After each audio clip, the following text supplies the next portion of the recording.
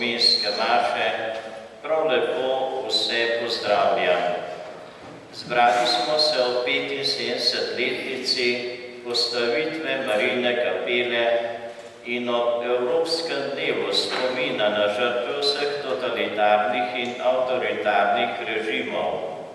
Pri maši se bomo spomnili in prosili za vse domobrance, druge žrtve prve in druge svetovne vojne in vojne za samostojno Slovenijo. V Božji besedi današnje nedelje slišimo, kako Bog kliče in rešuje iz vseh narodov. Očiščuje nas tudi s trpljenjem. Tega je, kot si vemo, v današnjem svetu veliko, fizičnega in psihičnega. Apostol Pavel pravi v Berilu takole: kogar namreč Gospod ljubi, ga strahuje in tepe vsakega sina, katerega sprejme. Nazadnje pa mu daje miru polni sad pravičnosti. Jezus pravi, da so vrata, skozi katera vstopamo k pravičnosti, ozka. Ta nam odpirajo pot do Jezusa, ki je odrešenik vseh ljudi. Pred Bogom priznajmo sedaj svoje grehe, pomanjkljivosti in slabosti, da bomo to daritev vredno obhajali.